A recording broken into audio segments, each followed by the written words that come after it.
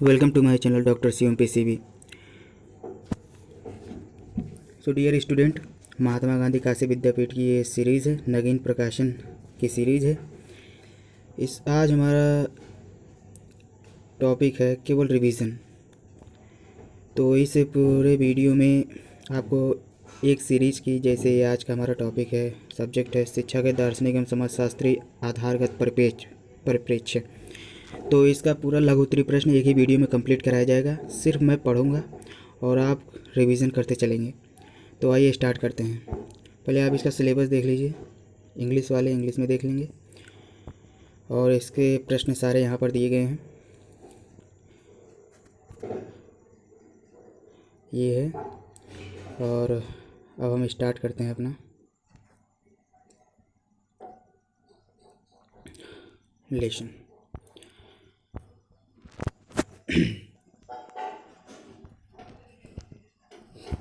चलिए स्टार्ट करते हैं। संस्कृत को परिभाषित कीजिए। संस्कृत की परिभाषा। संस्कृत के अंतर्गत मनुष्य के सभी अर्जित तथा संक्रमित व्यवहार का समावेश होता है।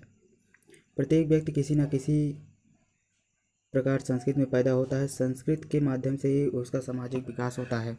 इसके अंतर्गत व्यक्तियों की आदतों, विश्वासों, प्रथाओं तथा परंपराओं के सभी रूप आते हैं, जो कि समाज के सदस्य होने के नाते व्यक्ति को सुलभ हैं। संस्कृत की प्रमुख परिभाषाएं निम्नलिखित हैं। थापर और स्कॉलर के मतानुसार संस्कृत को अर्जित या सीखे हुए व्यवहार के प्रतिमान के रूप में परिभाषित किया जाता है, जिसका विशिष्ट समुदाय तत्व समुदाय की संपत्ति होती है और जिसका एक विशिष्ट सामाजिक समूह द्वारा विभाजन और हस्तांतरण होता है। बोगार्ट के अनुसार, बोगार्ट ने समूह में प्रचलित विश्वासों, रीति रिवाजों तथा व्यवहार के प्रतिमान के आधार पर संस्कृत को परिभाषित किया। बोगार्ट के शब्दों में संस्कृत शब्द से संबंध रीति रिवाजों और प्रचलित व्यवहार व प्रतिमानों से बनती है। यह समूह की संपत्ति है। यह मूल्यों की एक ऐसी पूर्ववर्ती समष्टि है जिसमें प्रत्येक व्यक्ति का जन्म होता है। यह एक ऐसा माध्यम है जिसमें व्यक्ति विकसित और परिपक्व होते हैं। A.W. ग्रीन ने संस्कृत के अंतर्गत मनुष्य की समस्त भौतिक तथा अभौतिक उपलब्धियों को शामिल किया है। ग्रीन के शब्दों में संस्कृत ज्ञान, व्यवहार, विश्वास तथा उपकरण आदि की समाज द्वारा संक्रमित व्यवस्था है। फ्रैंक के अनुसार, फ्रैंक ने संस्कृत को परिभाषित करते हुए यह उल्लेख किया कि संस्कृति एक ऐसा प्रभाव है जो व्यक्ति पर प्रभाव रखता है और उसके व्यक्तित्व के विचारों, धारणाओं तथा विश्वासों आदि के द्वारा जो उसे सामुदायिक जीवन से प्राप्त होते हैं उसको सांचे में ढालने की चेष्टा करता है। उपर्युक्त परिभाषाओं से स्पष्ट है कि संस्कृत में मानव समाज की वे सभी चीज़ें आती हैं जिन्हें मनुष्य ने समाज के सदस्य होने के नाते प्राप्त किया है।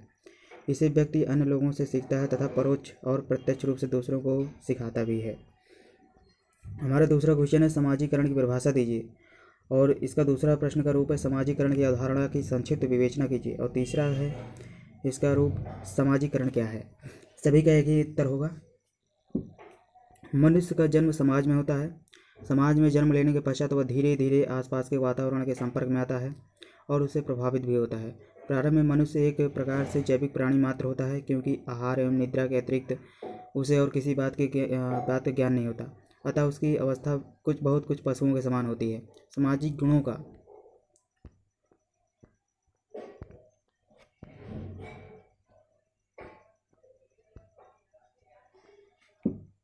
का विकास करके ही उसे सामाजिक प्राणी बनाया जा सकता है। सामाजिक सीख के कारण ही वह जैविक प्राणी से एक सामाजिक प्राणी बन जाता है।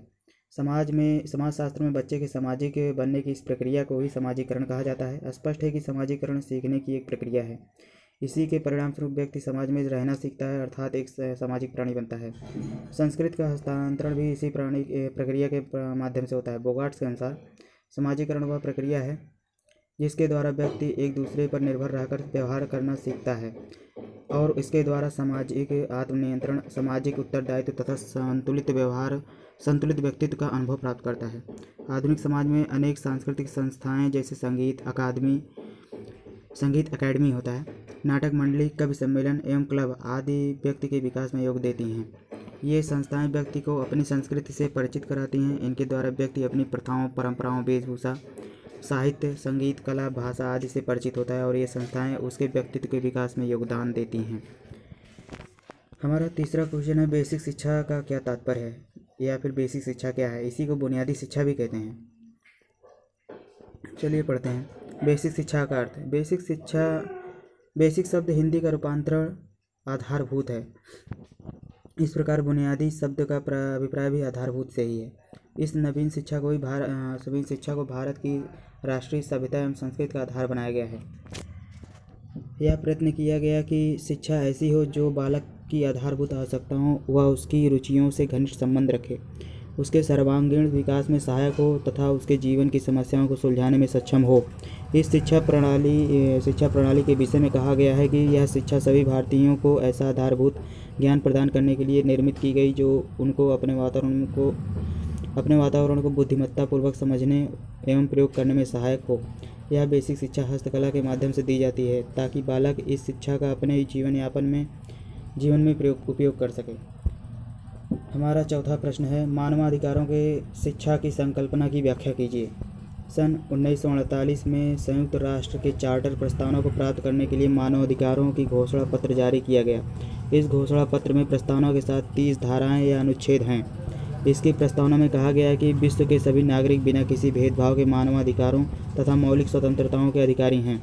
इस घोषणा पत्र के अनुच्छेद 26 में कहा गया है, प्रत्येक व्यक्ति शिक्षा प्राप्त करने का अधिकारी है। इस लक्ष्य को प्राप्त करने के लिए निम्नलिखित सिद्धांतों को निर्धारित किया गया है।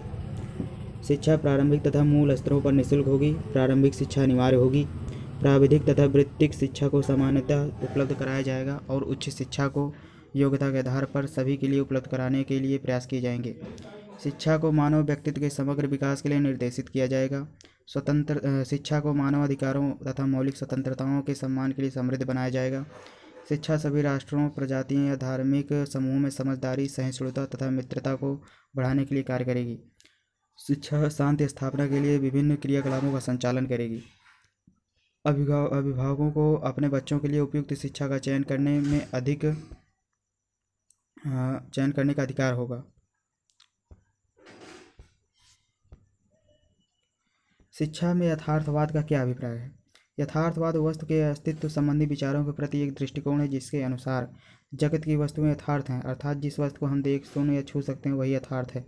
इस प्रकार यथार्थवादी इंद्रिय ग्राह्य भौतिक पदार्थ और भौतिक संसार को ही सत्य मानते हैं और आध्यात्मिक तत्वों की सत्ता को अस्वीकार करते हैं। J.S. रास के अनुसार यथार्थवाद इस बात पर बल देता है कि जो कुछ हम प्रत्यक्ष अनुभव करते हैं उनके पीछे तथा उनसे मिलता जुलता वस्तुओं का एक यथार्थ जगत है। यथार्थवाद को बटलर ने स्पष्ट करते हुए कहा कि यथार्थवाद संसार को सामान्यतः उसी रूप में स्वीकार करता है जिस रूप में वह हमें दिखाई देता है। इस प्रकार यथार्थवाद इस भौतिक जगत की सत्ता या सत्यता में विश्वास करता है तथा केवल वास्तविक अस्तित्व को ही स्वीकार करता है।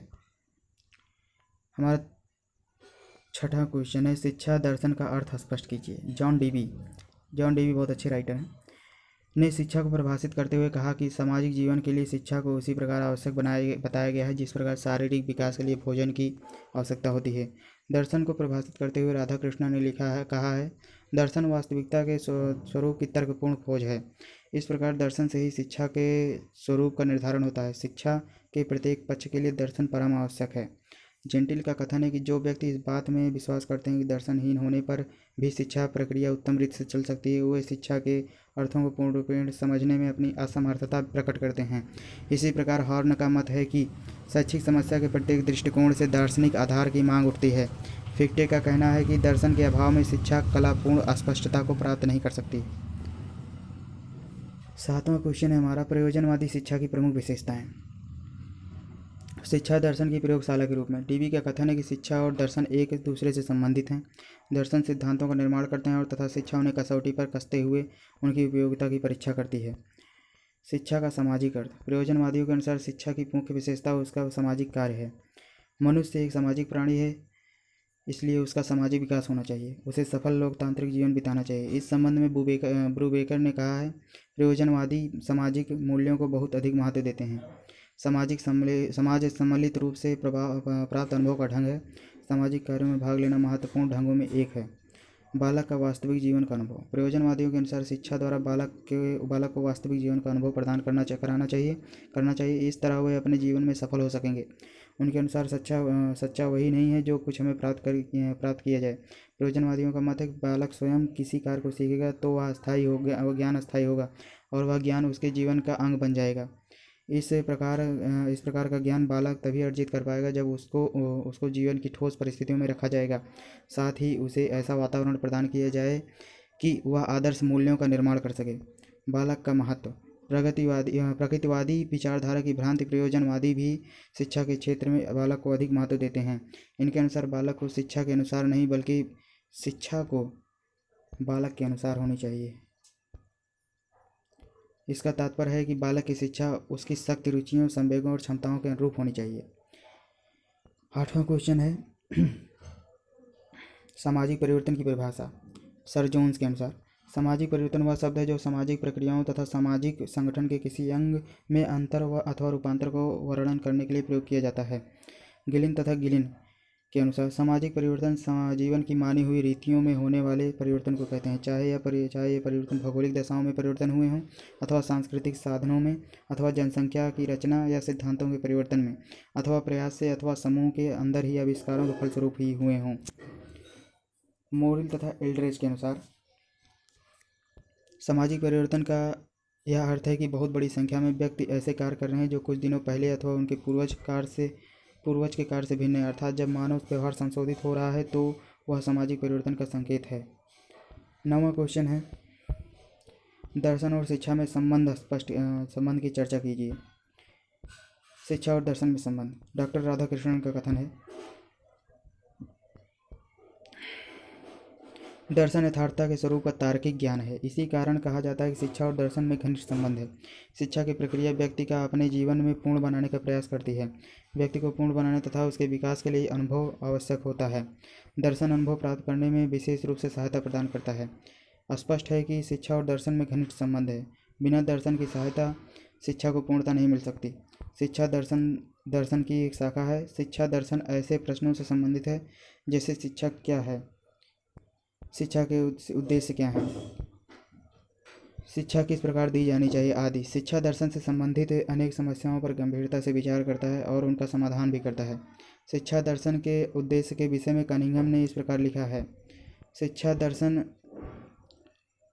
अनेक दार्शनिक विचारधाराओं द्वारा निकाले गए सिद्धांतों के प्रयोग के रूप में इन विचारधाराओं से भिन्न समस्याओं की खोज के लिए निर्देशन लेता है।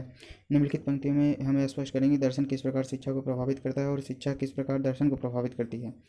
दर्शन शिक्षा का पूरक है। दर्शन शिक्षा का पूरक है। इसका मुख्य कारण यह है कि शिक्षण कला दर्शन के अभाव में पूर्णता प्राप्त करने में असमर्थ रहती है। जर्मन दार्शनिक फिक्टे के अनुसार दर्शन के अभाव में शिक्षा की कला पूर्ण स्पष्टता प्राप्त नहीं कर सकती। दर्शन शिक्षा का आधार है। शिक्षा का आधार दर्शन है। जेंटाइल के अनुसार बिना दर्शन की सहायता से शिक्षा प्रक्रिया सही मार्ग पर अग्रसर नहीं हो सकती। दर्शन शिक्षा का अमूल्य सहायता करता है। दर्शन शिक्षा की अमूल्य सहायता करता है। बटलर के शब्दों में दर्शन शिक्षा के प्रयोग के लिए एक पथ प्रदर्शक है। शिक्षा अनुसंधान के क्षेत्र के रूप में दर्शनीय निर्णय हेतु निश्चित सामग्री को आधार रूप प्रदान करती है। चौथा है दर्शन शिक्षा का सिद्धांत है। डीबी के अनुसार अपने सामान्य रूप में दर्शन शिक्षा का सिद्धांत है।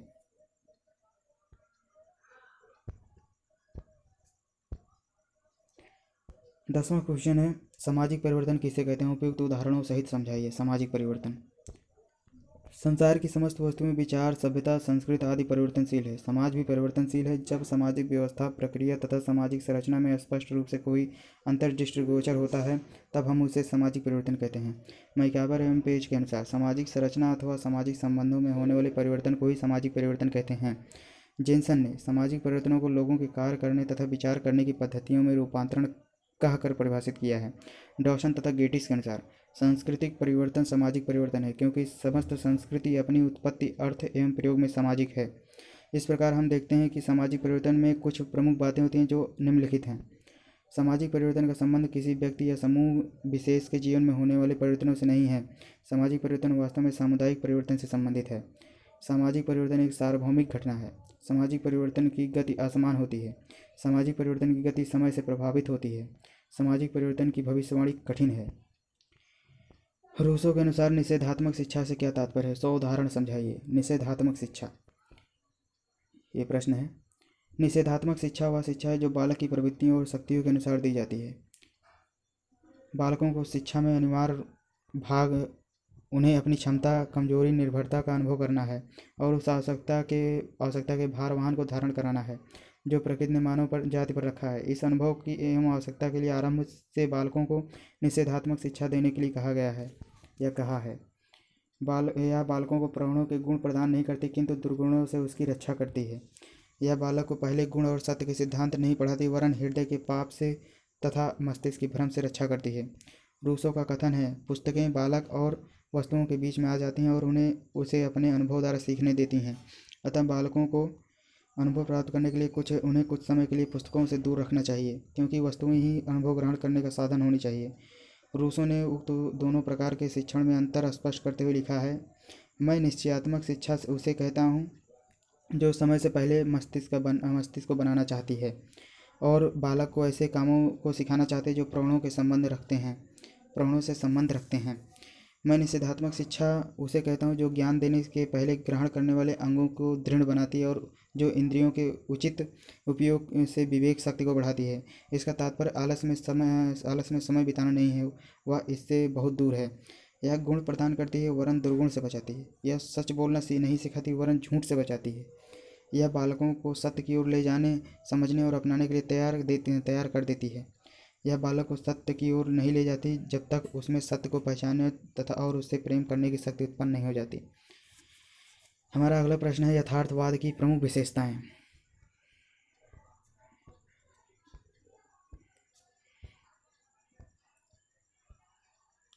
यथार्थवाद कल्पना का कोई स्थान नहीं देते वरन यह वास्तविकता या भौतिक तथ्यों को ही स्वीकार करते हैं। यथार्थवाद इस प्रत्यक्ष भौतिक जगत को ही वास्तविक मानता है। उसके अनुसार इस लोक से परे कोई अन्य लोक नहीं। इस प्रकार यह विचारधारा वस्तुनिष्ठ दृष्टिकोण पर बल देती है। यह विचारधारा आत्मा परमात्मा के अस्तित्व के विचार को नहीं मानती या आत्मा को न मानकर उसको भौतिक सत्ता के रूप में स्वीकार करती है। यथार्थवादी निरीक्षण और प्रयोग में विश्वास करते हैं। वह उस समय तक किसी अनुभव को सत्य स्वीकार नहीं करते जब तक कि उसका वैज्ञानिक ढंग से विश्लेषण नहीं कर लेते। यह दार्शनिक विचारधारा निरीक्षण, अवलोकन तथा प्रयोग पर बल देती है।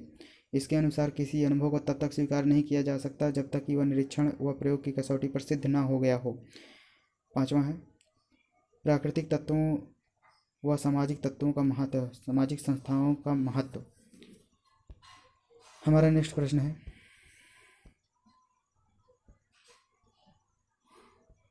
आदर्शवाद और शिक्षा के उद्देश्य, या फिर इसका दूसरा प्रश्न का रूप है, आदर्शवादी शिक्षा की विशेषताओं का वर्णन कीजिए।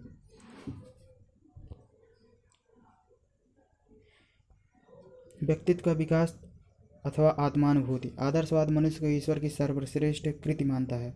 इस दर्शन के समर्थक व्यक्ति के व्यक्तित्व को अत्यंत महत्वपूर्ण स्थान देते हुए उसके व्यक्तित्व का विकास करने पर बल देते हैं।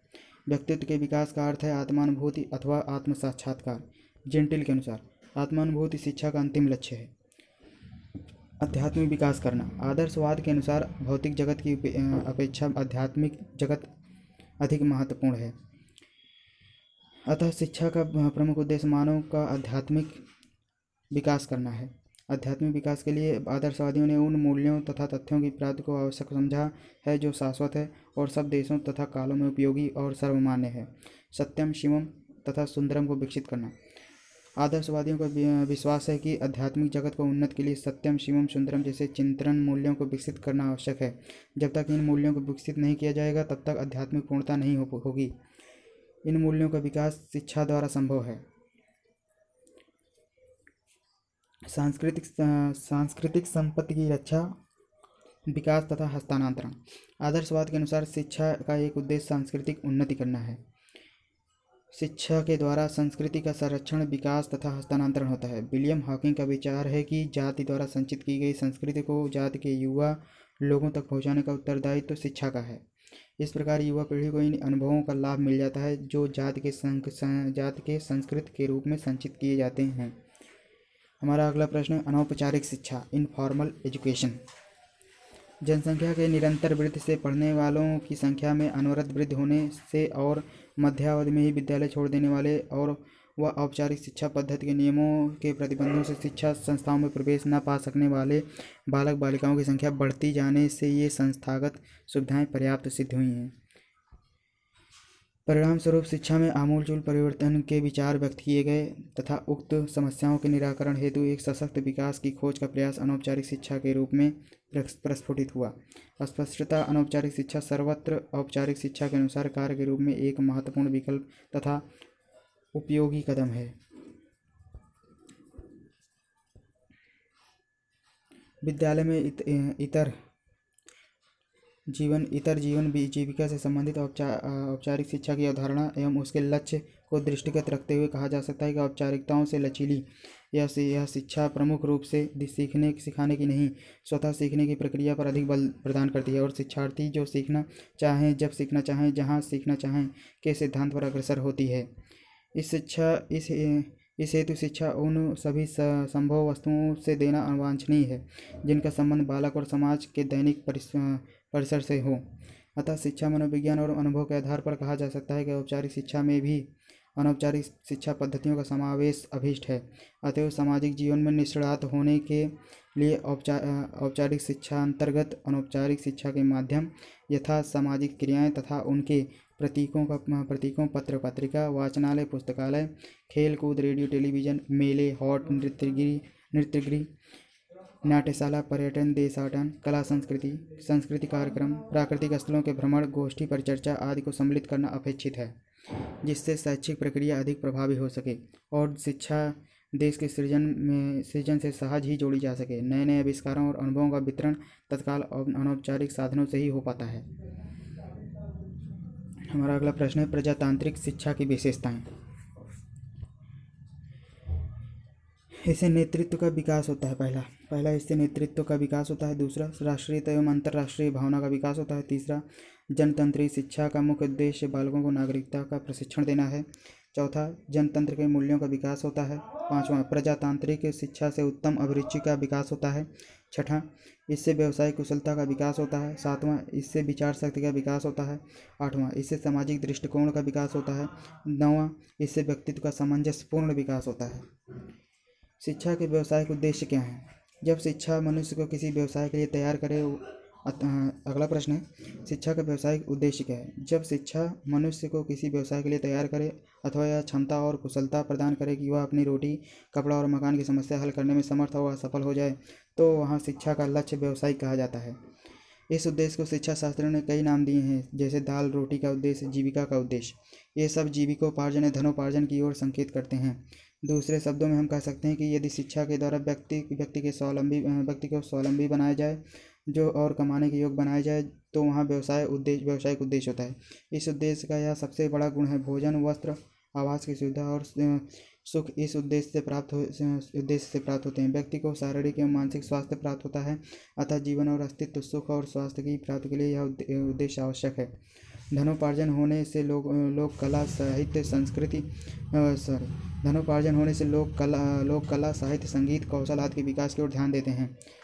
व्यक्ति की निष्क्रियता दूर होती है और वह काम में लगा रहता है। लोगों में आत्मनिर्भरता, आत्मविश्वास, उत्साह, स्वप्रयत्नशीलता, लगन के साथ काम करने की भावना, संतोष आदि का विकास होता है।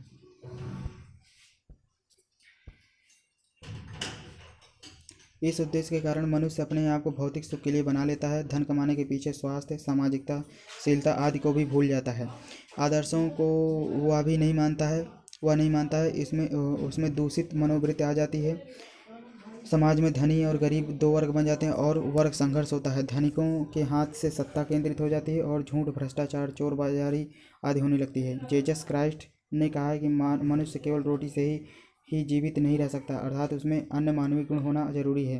बी.डी. भाटिया ने यह भी संकेत दिया है कि एक विशुद्ध व्यवसायिक प्रशिक्षण जीवन के प्रति व्यक्ति के दृष्टिकोण को संकुचित बना देती है।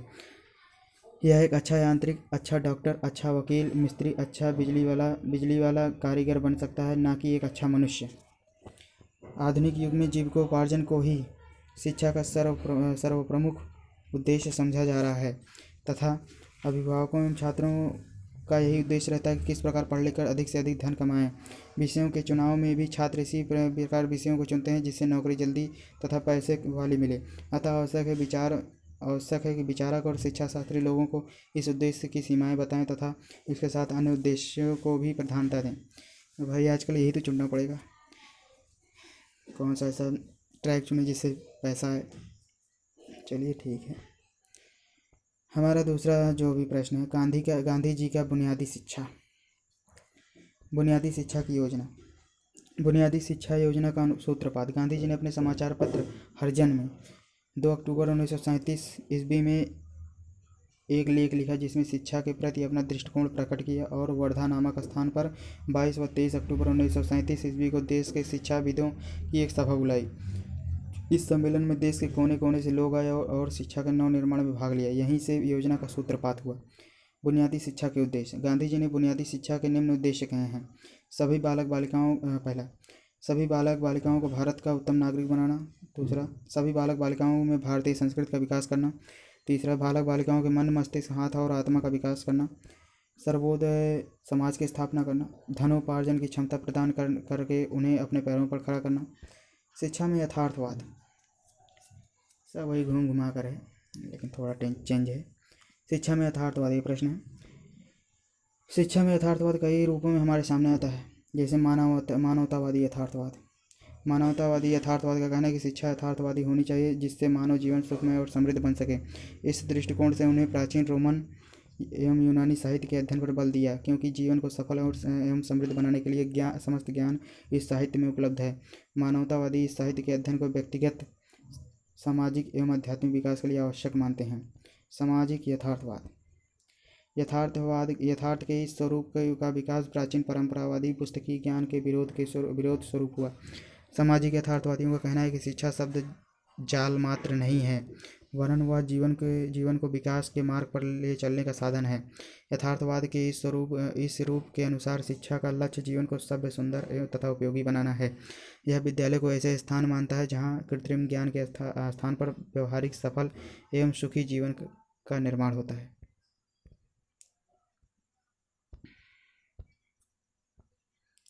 और एक और है ज्ञानेंद्रीय यथार्थवाद। शिक्षा के क्षेत्र में यथार्थवाद के इस रूप का विकास मानवतावादी तथा सामाजिक दोनों प्रकार के यथार्थवाद के मिश्रण तथा विज्ञान के परिणाम स्वरूप हुआ। शिक्षा के क्षेत्र में ज्ञानेंद्रीय यथार्थवाद का अन्य रूपों की अपेक्षा अधिक प्रभाव हुआ। इसके अनुसार समस्त ज्ञान का आधार ज्ञानेंद्रियां हैं। अगला प्रश्न है प्रयोजनवाद एवं पाठ्यक्रम। प्रयोजनवाद एवं पाठ्यक्रम निश्चित उद्देश्यों के बिना निश्चित पाठ्यक्रम संभव नहीं है। प्रयोजनवाद के अनुसार मनुष्य के अनुभव और आवश्यकताएं बदलती रहती हैं, अतः पाठ्यक्रम भी बदलते रहना चाहिए। पाठ्यक्रम के संबंध में उनके विचार ही उनके सिद्धांत बन गए। उपयोगिता का सिद्धांत। बच्चों को उन्हीं विषयों एवं क्रियाओं का ज्ञान देना चाहिए जो उनके लिए उपयोगी हो। बालक की रुचि का सिद्धांत। बच्चों की स्वाभाविक रुचियों का ध्यान रखना पाठ्यक्रम का निर्माण का दूसरा सिद्धांत है। डीबी के अनुसार बालकों की प्रवृत्ति गतिशीलता होती है, अतः उन्हें स्वाभाविक प्रवृत्तियों और रुचियों के आधार पर ही शिक्षा देनी चाहिए। क्रिया का सिद्धांत। प्रयोजनवाद में क्रिया को अधिक महत्व देते हैं। उनके अनुसार पाठ्यक्रम का संबंध बच्चों की वास्तविक क्रियाओं, इन क्रियाओं से प्राप्त अनुभवों और भावी व्यवसायों इन तीनों से होना चाहिए। क्रिया पाठ्यक्रम का मुख्य आधार है। एक लाइन बढ़िया इंपॉर्टेंट। क्रिया पाठ्यक्रम का मुख्य आधार है। बालक के अनुभव का सिद्धांत। प्रयोजनवाद के पाठ्यक्रम में अनुभव को अधिक महत्व दिया गया है। सामाजिक अनुभवों को प्रयोजनवादी पाठ्यक्रम का सिद्धांत मानते हैं। प्रयोजनवाद का शिक्षा पर प्रभाव। एक अगला प्रश्न है प्रयोजनवाद का शिक्षा पर प्रभाव। प्रयोजनवाद का शिक्षा पर प्रभाव। प्रयोजनवाद ने दर्शन के रूप में कम परंतु व्यवहार के रूप में शिक्षा को बहुत प्रभावित किया। शिक्षा दर्शन के रूप में प्रयोजनवाद एक प्रगतिशील साधन दर्शन है। वह शिक्षा को सामाजिक, गतिशील और विकास की प्रक्रिया मानता है। इस विचार ने प्रगतिशील शिक्षा को जन्म दिया है।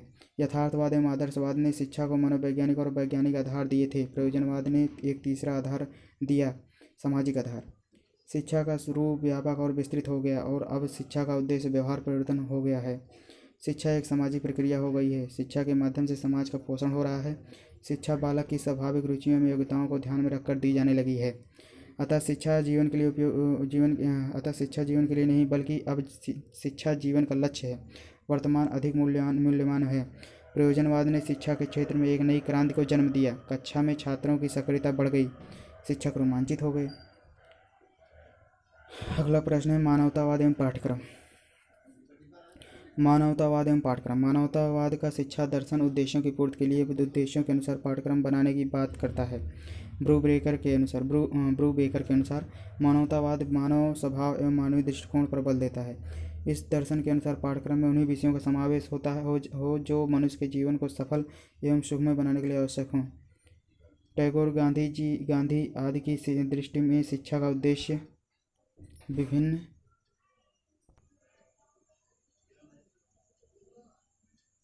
विभिन्न संस्कृतियों का समन्वय एवं उसकी अच्छाइयों को शिक्षा के कार्यक्रमों में समाविष्ट करना है। अतः पाठ्यक्रम में मानवतावादी, कला, शिल्प व अन्य विषयों का समावेश होना चाहिए। उनके अनुसार जीवन में जो कुछ भी उत्तम है उसका समावेश पाठ्यक्रम में होना चाहिए। मेस्लो एवं अन्य मनोवैज्ञानिक के अनुसार शिक्षा का उद्देश्य व्यक्ति को यह बताता है कि जीवन मूल्यवान है एवं जीने की इच्छा करना ज़्यादा महत्वपूर्ण है बजाय मरने की इच्छा से। परंतु पाठ्यक्रम में विज्ञान का विशेष स्थान है। मानव को शारीरिक, मानसिक और आध्यात्मिक विकास के लिए केवल ज्ञान ही आवश्यक नहीं है, वरन उसके लिए कार्य अभ्यास भी आवश्यक है। प्रगतिवादी शिक्षा की विशेषताएं। प्रकृतिवादी शिक्षा की विशेषताएं, ये प्रश्न है। प्रगतिवादी नहीं है, प्रकृतिवादी। बालक की स्वतंत्रता पर बल। प्रकृतिवाद की एक सैद्धांतिक विशेषता यह है कि ये शिक्षा के क्षेत्र में बालक की स्वतंत्रता पर बल देते हैं। बालक के समुचित विकास के लिए स्वतंत्रता अनिवार्य है। बालक को अपनी रुचि, योग्यता एवं इच्छा के अनुसार विकसित होने के लिए सुविधा प्रदान करनी चाहिए। शारीरिक दंड, भय, बाध्यता एवं चिंता आदि से बालक का विकास स्वाभाविक नहीं रह पाता। अतः प्रकृतिवाद ने इन सब का विरोध किया। पुस्तकीय शिक्षा का विरोध। प्रकृतिवादी शिक्षा मान्यताओं में पुस्तकों का विरोध किया गया है तथा वास्तविक शिक्षा के लिए पुस्तकों को अनावश्यक माना गया है। पुस्तकीय ज्ञान व्यवहारिक नहीं होता। बच्चों को व्यवहारिक रूप में ज्ञान प्राप्त करना चाहिए। यह अनुभव, निरीक्षण एवं स्वयं करके सीखने से ही प्राप्त हो सकता है। शिक्षा बालक केंद्रित होनी चाहिए। शिक्षा एक जटिल प्रक्रिया है जिसमें विभिन्न पक्ष सम्मिलित हैं, जैसे कि शिक्षक, छात्र तथा पाठ्यक्रम। प्रकृतिवाद की मान्यता है कि शिक्षा की संपूर्णता प्रक्रिया में सर्वाधिक महत्व बालक का ही होना चाहिए। अस्तु शिक्षा बाल केंद्रित होनी चाहिए, अर्थात यह कहा जा सकता है कि शिक्षा बालक के लिए है, न कि बालक शिक्षा के लिए। बालक पर समाज के अन्य वयस्क पुरुषों के विचार थोपे नहीं जाने चाहिए। शिक्षा का स्वरूप बालक की क्षमता, रुचि एवं स्वभाव के अनुसार होना चाहिए। शिक्षण विधि, पाठ्यक्रम तथा शिक्षा के उद्देश्य आदि का निर्धारण बालक के हितों के अनुसार होना चाहिए। प्रकृति का अनुसरण अनिवार्य है। प्रकृतिवादी सिद्धांतों में सर्वाधिक महत्व इस सूत्र का है, प्रकृति का अनुसरण करना। यह महासूत्र प्रसिद्ध प्रकृतिवादी शिक्षा शास्त्री कॉमेनियम ने प्रदान किया था। इस मान्यता के अनुसार बालक का स्वाभाविक विकास केवल प्राकृतिक वातावरण में ही हो सकता है। कृत्रिम वातावरण में विकास की स्वाभाविक प्रक्रिया नहीं चल सकती। वास्तव में स्वभाव से बालक अच्छा ही होता है तो उसे तो कृत्रिम सामाजिक वातावरण ही भ्रष्ट कर देता है। सही बात है। अगला प्रश्न है, नालंदा विश्वविद्यालय की शैक्षणिक विशेषताओं का प्राचीन संदर्भ में वर्णन कीजिए। नालंदा विश्वविद्यालय में न केवल भारत के कोने कोने से अपितु चीन, मंगोलिया, तिब्बत, कोरिया, मध्य एशिया आदि देशों से भी विद्यार्थी शिक्षा ग्रहण करने आते थे। हाल ही यहाँ के विद्यार्थियों की संख्या 10,000 बताता है।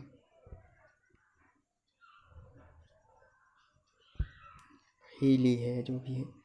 ज्ञात होता है कि यहाँ अध्यापन का स्तर अत्यंत उच्च कोटि का था। प्रवेश के लिए एक कठिन परीक्षा ली जाती थी जिसमें 10 में 2 या 3 विद्यार्थी ही मुश्किल से सफल हो पाते थे। यहाँ के स्नातकों का बड़ा सम्मान था तथा देश में कोई भी उनकी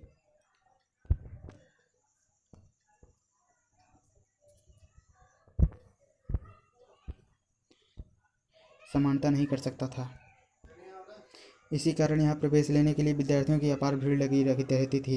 यद्यपि नालंदा महायान बौद्ध धर्म की शिक्षा का प्रमुख केंद्र था, तथापि यहाँ अन्य विषयों की शिक्षा भी समुचित रूप से प्रदान की जाती थी। पाठ्यक्रम में महायान तथा बौद्ध धर्म के 18 संप्रदायों के ग्रंथों के अतिरिक्त वेद, हेतु विद्या, शब्द विद्या, योग शास्त्र, चिकित्सा, तंत्र विद्या, सांख्य दर्शन के ग्रंथों आदि की शिक्षा व्याख्यानों के माध्यम से दी जाती थी। विभिन्न विषयों के प्रकांड विद्वान प्रतिदिन सैकड़ों व्याख्यान देते थे जिसमें प्रत्येक विद्यार्थी को उपस्थित होना आवश्यक था। ह्वेन सांग, जिसने स्वयं यहाँ 18 महीने तक रहकर अध्ययन किया, लिखता है कि सैकड़ों की संख्या में अत्यंत उच्च कोटि के विद्वान निवास करते थे। 1000 व्यक्ति ऐसे थे जो सूत्रों और शास्त्रों के 20 संग्रहों का अर्थ समझा सकते थे। 500 व्यक्ति ऐसे थे जो 30 संग्रहों को पढ़ा सकते थे। धर्म के आचार्य को लेकर ऐसे 10 ऐसे थे जो 50 संग्रहों की व्याख्या कर सकते थे। इन सभी शीलभद्र अकेले, इन सभी में शीलभद्र अकेले ऐसे थे जो सभी संग्रहों के ज्ञाता थे। सभी संग्रह, बाप रे। इस प्रकार विभिन्न विधाओं, विचारों एवं विश्वासों में सामंजस्य स्थापित करना विश्वविद्यालय की प्रमुख विशेषता थी। यहाँ विचारों एवं विश्वासों की स्वतंत्रता तथा सहिष्णुता की संभावना विद्यमान थी। हुएनसांग के समय शीलभद्र ही विश्वविद्यालय के कुलपति थे। चीनी यात्रा उनके चरित्र तथा विद्वता की काफ़ी प्रशंसा करता है। वे सभी विषयों के प्रकांड पंडित थे। उसने स्वयं शीलभद्र के चरणों में बैठकर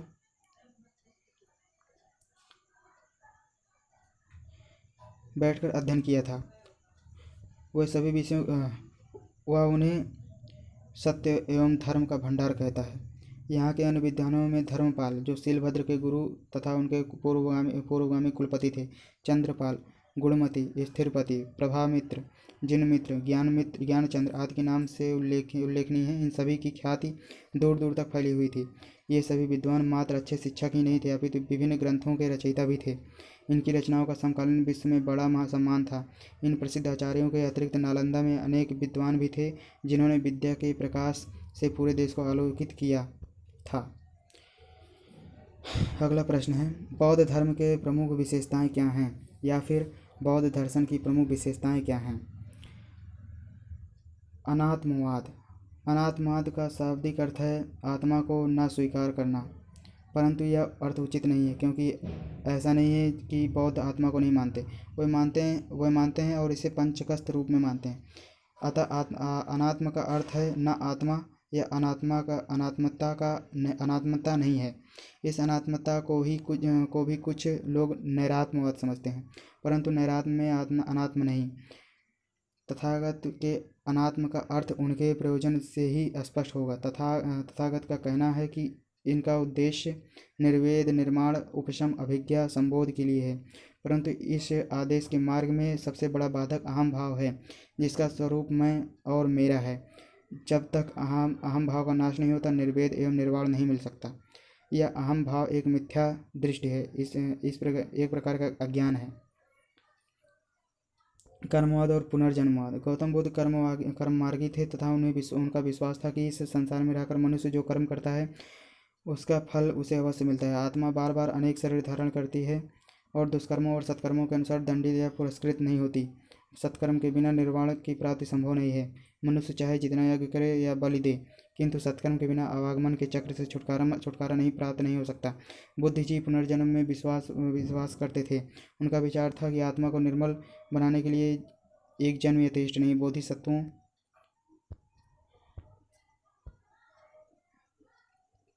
के रूप में गौतम बुद्ध के सहस्रों जन्मों का वर्णन प्राप्त होता है, जिसमें धीरे धीरे उनकी आत्मा की मलिनता दूर हो जाती है तथा अंत में उन्हें निर्वाण प्राप्त होता है। इसी प्रकार कोई भी व्यक्ति बार बार जन्म लेकर सत्कर्मों के द्वारा निर्वाण की प्राप्त कर सकता है।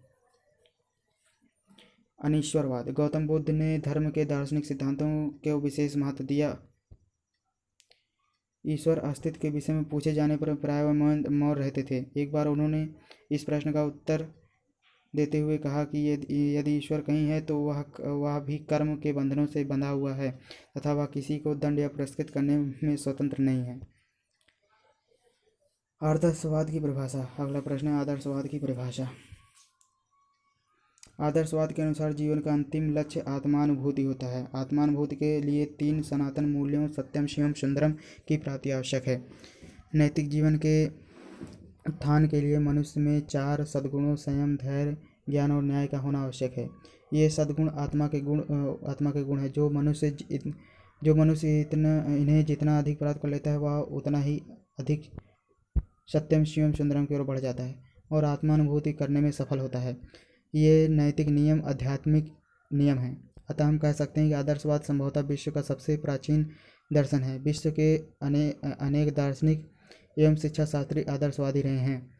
इस दर्शन ने शिक्षा को अत्यंत प्रभावित किया। पश्चिमी जगत में इसे सुकरात, प्लेटो ने प्रारंभ किया और पूर्व में इसका उदय उपनिषदों से हुआ। अतः हम कह सकते हैं कि आदर्शवाद मनुष्य के आध्यात्मिक पक्ष पर बल देता है, क्योंकि आदर्शवादियों के अनुसार आध्यात्मिक मूल्य मनुष्य के जीवन में सबसे अधिक महत्वपूर्ण पहल है। एक तत्वज्ञानी आदर्शवादी यह विश्वास करता है कि मनुष्य का सीमित मन उस असीमित मन से निकलता है। व्यक्ति और यह संसार दोनों बुद्धि विचार की अभिव्यक्ति हैं और भौतिक संसार की व्याख्या मानसिक संसार के आधार पर की जा सकती है, हेंडरसन ने बोला था। अगला प्रश्न है, उपनिषदों में दिए गए प्रमुख दार्शनिक विचार क्या हैं? उपनिषदों का ध्यानपूर्वक मनन करने पर हमको यह ज्ञात होता है कि उपनिषदों का प्रमुख एवं प्रतिपाद्य विषय आत्मा है। उसके अनुसार आत्मा हमारी परम सत्ता है और हमारे जीवन का प्रमुख सत्य है। आत्मा ही सर्वव्यापी है और विश्व के संपूर्ण पदार्थ इसके अंतर्गत हैं। आत्मा एक है और संसार में प्रकृति और मानव में सर्वत्र पाया जाता है। उपनिषदों के अनुसार आत्मा ही समस्त विश्व का मूल है और साथ ही हमारे जीवन का चरम लक्ष्य है।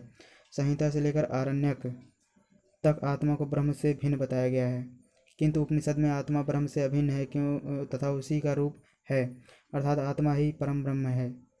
इस प्रकार हम देखते हैं कि संसार के जितने स्थूल सूक्ष्म पदार्थ हैं वह सब पदार्थ आत्मा के ही रूप हैं। दृष्टा और दृश्य में कोई भेद नहीं है, क्योंकि आत्मन ही सर्वव्यापी है और जगत के संपूर्ण पदार्थ उसी में विलीन हो जाते हैं। यद्यपि आत्मा के स्वरूप का स्पष्ट वर्णन करना प्राय असंभव सा है, तथापि उन्हें उपनिषदों में कहा गया है कि यह भूख, प्यास, शोक, मोह, यश तथा मरण से हमारा उद्धार करता है। यह आत्मा पूर्ण अखंड है। आत्मा का ज्ञान अंतःकरण की पवित्रता तथा शुद्धि ही के द्वारा प्राप्त किया जा सकता है। आत्मा संसार के सभी पदार्थों का सार है। उपनिषदों में इसको विशेष महत्व प्रदान किया गया है। इसका कारण यह है कि इसके समान जगत में कोई प्रिय वस्तु नहीं है।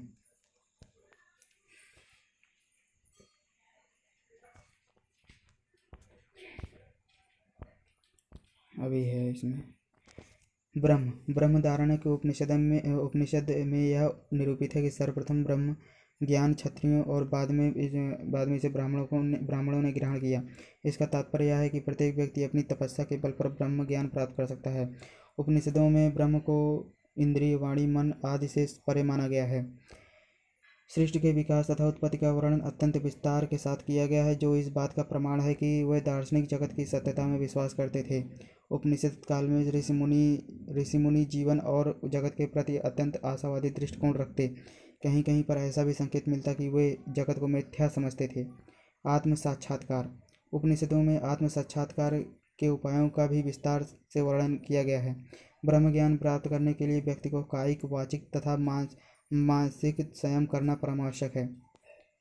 ब्रह्मचर्य का पालन करना, सत्य पथ पर चलना, इंद्रियों का निग्रह करना, किसी की वस्तु का अपहरण न करना, हिंसा से विरत रहना, माता पिता की सेवा करना, अतिथियों का देवता तुल्य आदर करना आदि ब्रह्म साक्षात्कार के लिए आवश्यक है।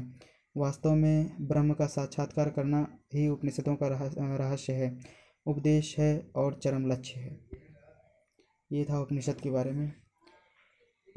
अब दूसरा प्रश्न है, शिक्षा के औपचारिक अभिकरणों का क्या महत्व है? औपचारिक साधनों का अर्थ। शिक्षा के औपचारिक साधनों के अंतर्गत वे संस्थाएं आती हैं जिनके द्वारा किसी पूर्व निश्चित योजना के अनुसार बालक को नियंत्रित वातावरण में रखते हुए शिक्षा की संकुचित अथवा निश्चित उद्देश्य को प्राप्त किया जाता है। इन साधनों का निर्माण समाज इसलिए करता है कि बालक इनके द्वारा प्रत्यक्ष रूप से शिक्षा प्राप्त कर सके। शिक्षा के औपचारिक साधनों का संपूर्ण वातावरण नियंत्रित होता है। इनके कार्य करने का स्थान तथा समय भी निश्चित होता है। इनकी देखभाल प्रशिक्षित व्यक्ति करते हैं। इन सब साधनों के नियम भी अलग अलग होते हैं। यही नहीं, इन सबका संपूर्ण कार्यक्रम एक विशेष अनुशासन के अंतर्गत होता है तथा इन सबकी रूपरेखा एवं कार्य करने का ढंग भी अलग अलग और पूर्व निश्चित होता है। इस प्रकार औपचारिक साधनों में शिक्षा की प्रक्रिया सुव्यवस्थित होती है। औपचारिक साधनों के गुण। औपचारिक साधनों द्वारा संस्कृत का संरक्षण, सुधार तथा हस्तांतरण होता है। इस प्रकार इन साधनों का सबसे बड़ा गुण यह है कि इनके द्वारा मानव समाज के उन अनुभवों तथा गुणों को सुनिश्चित समय में प्राप्त किया जा सकता है जो अन्य साधनों के द्वारा असंभव है। जॉन डीवी ने औपचारिक साधनों द्वारा प्रदान किए जाने वाली शिक्षा के लाभों पर प्रकाश डालते हुए लिखा है कि औपचारिक शिक्षा के बिना जटिल समाज के साधनों तथा सिद्धांतों को हस्तांतरित करना संभव नहीं है।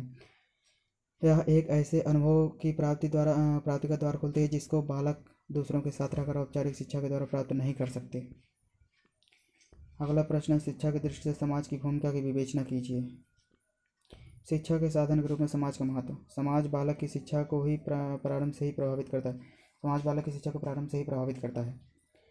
बालक की शिक्षा में परिवार एवं विद्यालय की भांति समाज भी महत्वपूर्ण स्थान है। वह इसलिए कि परिवार तथा विद्यालय की भांति समाज भी व्यक्ति के व्यवहार में इस प्रकार परिवर्तन करता है कि वह उस समूह के कार्य में सक्रिय भाग ले जिसका वह सदस्य है। वास्तव में परिवार समाज की एक आधारभूत इकाई है। फलस्वरूप उन्हें एक दूसरे से पृथक नहीं किया जा सकता। जब हम यह कह सकते हैं कि बालक की शिक्षा को परिवार प्रारंभ से ही प्रभावित करता है, तो इसका यह भी तात्पर्य होता है कि समुदाय भी बालक की शिक्षा को प्रारंभ से ही प्रभावित करता है। हाँ, यह अवश्य है कि यह प्रभाव प्रत्यक्ष न होकर अप्रत्यक्ष होता है। बालक के व्यक्तित्व का विकास समाज पर विशेष रूप से निर्भर होता है। यद्यपि बालक के व्यक्तित्व के विकास पर अनेक बातों का प्रभाव पड़ता है, किंतु इन सब में समाज का विशेष स्थान है, क्योंकि समाज के अंतर्गत ही अन्य सभी व्यक्ति को प्रभावित करने वाली बातें रहती हैं और उनके स्वरूप को समाज में निश्चित करता है। समाज के द्वारा ही अनौपचारिक रूप से व्यक्ति भाषा, धर्म, रीति रिवाज, कला, नैतिकता इत्यादि की अनेक विशेषताएं सीखता है। व्यक्ति या बालक की शिक्षा में समुदाय का महत्व प्रस्तुत करते हुए विलियम ईगर ने लिखा है, मानव स्वभाव से ही एक सामाजिक प्राणी है, इसीलिए उसने वर्षों के अनुभव से सीख लिया है कि व्यक्तित्व तथा सामूहिक क्रियाओं का समुचित विकास सामुदायिक जीवन द्वारा ही संभव है।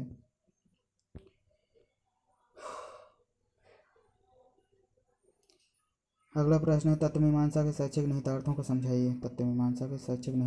समझाइए। तत्वमीमांसा ने धर्मों को व्यापक आधार प्रदान किया है और धर्म के माध्यम से साहित्य की नींव मजबूत की है। सभी भाषाओं का साहित्य तत्वमीमांसा जनित विश्वासों से प्रभावित हुआ है। हिंदी काव्य को देखें, जिसमें अच्छी तरह परिचित हैं। हिंदी का भक्त साहित्य ईश्वर के अस्तित्व, इसकी उपासना और सांसारिक माया मोह से विरक्ति आदि के विचारों से परिपूर्ण है। कबीर जैसी, सूर, तुलसी और मीरा का काव्य इस बात का प्रमाण है कि तात्विक विचारों ने कवियों को प्रेरणा दी है। तत्वमीमांसा ने संगीत, मूर्ति, चित्र और वस्तु आदि कलाओं को सृजन का आधार प्रदान किया है। बड़े बड़े संगीतज्ञों ने भाव विभोर होकर संगीत के स्वरों में उस महान तत्व की प्रति अपनी उद्गार प्रकट किए हैं, जिसका उल्लेख तत्वदर्शियों ने किया है। सारा भक्ति संगीत उसी पर आधारित है। संगीत उस तत्व की अनुभूति का प्रभावशाली माध्यम है। देवताओं के नाम के संकीर्तन का आधार भी वही परम तत्व है। मूर्ति और चित्रकलाएं उसी परम तत्व को विविध रूपों में आकार प्रदान करती है। बहुतत्व ने चित्रकारों और मूर्तिकारों को प्रेरणा दी कि वे वनस्पतियों, पशु पक्षियों और स्थूल वस्तुओं के जो अनेक प्रकार की हैं, चित्रों और मूर्तियों के रूप में प्रस्तुत करें। फिर इस अनेकता में उन्हें एकता का बोध हुआ। एक मूर्तिकार जब अनेक प्रकार की मूर्तियां वस्तुएं बनाता है, तो उसे यह अनुभव होता है कि विभिन्न तथा विविध प्रकार के आकारों की वस्तुएं एक ही तत्व से निर्मित हैं, और वह है मिट्टी। तो सहसा उसे यह निष्कर्ष निकालना पड़ा कि जड़ चेतन में भी एक ही तत्व वर्तमान है और उसी के विविध रूप दिखाई देते हैं। वास्तुकला में तत्व ज्ञान का आधार इस प्रकार ग्रहण किया कि असीम तत्व को एक सीमा में बांधा। उसकी उपस्थिति मंदिरों, मस्जिदों और गिरजाघरों की सीमा में दिखाने का प्रयास किया गया है। इन प्रार्थना स्थलों में जाकर विशेष रूप से इस महान तत्व की अनुभूति अच्छी तरह हो सकती है, यद्यपि वह सभी जगह वर्तमान और व्याप्त है। इन पूजा स्थलों के आकार, प्रकार और ऊंचाई के पीछे तात्विक चिंतन है। किसी एक बिंदु पर पहुंचकर समस्त प्रकार के कलाकार तत्वज्ञानी बन जाते हैं। अगला प्रश्न है, लोकतंत्र में नागरिकता की शिक्षा क्यों आवश्यक है? व्याख्या कीजिए।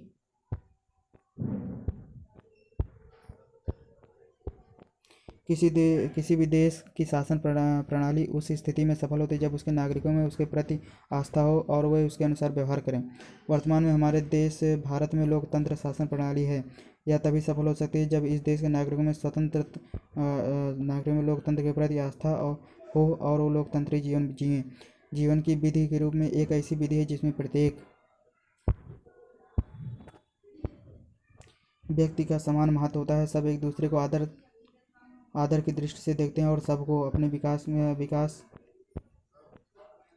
की पूर्ण स्वतंत्रता होती है, परंतु बिना किसी दूसरे के विकास में बाधक हुए। इस जीवन शैली में वर्ग भेद और शोषण का कोई स्थान नहीं होता। लेकिन हमारे देश की स्थिति यह है कि देश के नागरिक वैसे अभी तक अपने जीवन शैली नहीं बना सके हैं। इसके लिए सर्वप्रथम आवश्यकता है लोकतंत्री दृष्टिकोण की। उसी स्थिति में देश के सभी नागरिक स्वतंत्रता का सही अर्थों में उपयोग कर सकेंगे, समानता की भावना से जीने का आनंद उठा सकेंगे, भ्रातृत्व भावना के साथ एक साथ रह सकेंगे, एक दूसरे के व्यक्तित्व का आदर कर सकेंगे, एक दूसरे का सहयोग कर सकेंगे और उनमें सांस्कृतिक एवं धार्मिक सहिष्णुता का विकास होगा। सभी एक दूसरे के अधिकारों का संरक्षण करेंगे और साथ ही अपने अपने कर्तव्यों का पालन करेंगे। लोकतंत्र की सफलता लोकतंत्रीय दृष्टिकोण और लोकतंत्रीय व्यवहार पर निर्भर करती है। बच्चों की शिक्षा के द्वारा लोकतांत्रिक मूल्यों और नागरिकता के अधिकारों और उत्तरदायित्वों के प्रति सचेत किया जाना चाहिए। शिक्षा द्वारा बच्चों में समाज सेवा एवं राष्ट्र सेवा आदि कार्य अनिवार्य होने चाहिए और शारीरिक श्रम को महत्व देना चाहिए। लोकतांत्रिक शिक्षण अधिगम विधियों के माध्यम से नागरिक कर्तव्यों की भावना विद्यार्थियों में दृढ़ करना चाहिए। बच्चों को सिखाना चाहिए कि वे एक दूसरे की स्वतंत्रता की रक्षा करने को तत्पर हों तथा एक दूसरे की स्वतंत्रता में बाधक न बने। प्रारंभिक शैक्षिक स्तर से ही सभी बच्चों को समान समझा जाए तथा उन्हें धर्म जाति स्थान के आधार पर कोई भेदभाव न किया जाए। बाल्यावस्था से बच्चों को समाज सेवा एवं राष्ट्र सेवा कार्यों में लगाया जाए। स्वतंत्रता, समानता, भ्रातृत्व, समाजवाद, धर्मनिरपेक्षता और न्याय का स्पष्ट ज्ञान कराया जाए और साथ ही उनकी मूल भावना भी स्पष्ट की जाए। शिक्षा के द्वारा प्रजातांत्रिक मूल्यों को किस प्रकार प्राप्त किया जा सकता है। शिक्षा समाज की वह सीढ़ी है जिस पर पैर रखकर व्यक्ति अपने संस्कारों को संवारता है और शिक्षा को दिशा प्रदान करता है। महान व्यक्ति के जीवन का उद्देश्य प्रायः समाज के सभी व्यक्तियों द्वारा समान रूप से स्वीकार किया जाता है। शिक्षा, समाज तथा व्यक्ति तीनों मिलकर यह निर्धारित करते हैं कि किन किन बातों का ध्यान में रखकर प्रजातांत्रिक मूल्यों को प्राप्त किया जा सकता है। शिक्षा ऐसी होनी चाहिए जिसके अंतर्गत बालक सत्य के आधार पर अहिंसा द्वारा प्रेम पूर्वक जीवन यापन करना सीखे। शिक्षा से ऐसा मनुष्य बनाना है जो स्वयं स्वेच्छा से शाश्वत मूल्यों के पालन का प्रयास करे, जिससे व्यक्ति, समाज, सभी का कल्याण संभव हो। इसके लिए शिक्षा द्वारा व्यक्ति की आत्मा को जागृत करना आवश्यक है। ऐसा होने पर व्यक्ति जिस प्रकार अपने अधिकारों और कर्तव्यों के प्रति सचेत रहता है, उसी प्रकार वह दूसरों के हितों के संरक्षण के लिए तत्पर हो सकेगा। भारतीय संविधान की प्रस्तावना में जो मूल्य बताए गए हैं उन्हें शिक्षा द्वारा छात्रों के जीवन में उतारा जा सकता है। वे मूल्य हैं प्रजातंत्र, समाजवाद, धर्मनिरपेक्षता, न्याय, सहिष्णुता, व्यक्ति की गरिमा, विचार अभिव्यक्ति, ईमानदारी, उपकार, विनम्रता, अहंकार, निस्वार्थता, संभाव, मनोवचन, कर्म की एकता के गुणों का शिक्षा के माध्यम से व्यक्ति में ध्रुवीकरण करके उनमें प्रजातांत्रिक मूल्यों के विकास में सहायता मिलेगी। इन्हीं मूल्यों को छात्रों को अपने जीवन में उतारना है। बालकों को मूल्यपरक शिक्षा देनी चाहिए। वर्तमान समय में मूल्यों के स्पष्टीकरण हेतु मात्र उपदेश ही पर्याप्त साधन माना जाता है। इसमें अनुभूति, चिंतन तथा क्रियान्वित नहीं है। शिक्षा ऐसी दी जानी चाहिए जिससे प्रत्येक व्यक्ति यह समझे कि वह स्वयं क्या है, उसके प्रजातांत्रिक कर्तव्य क्या हैं, उसके जीवन में किसे प्राथमिकता देनी चाहिए, निष्ठाओं का टकराव क्यों होता है, तभी वह अच्छे प्रजातांत्रिक मूल्यों का विकास कर सकता है। आगे के प्रश्न नेक्स्ट वीडियो में अपलोड किए जाएंगे। तब तक के लिए धन्यवाद और वीडियो को लाइक, शेयर, सब्सक्राइब जरूर कर देंगे। बड़ी मेहनत करनी पड़ती है यार आप लोगों के लिए। एक सब्सक्राइब और एक लाइक तो बनता ही है।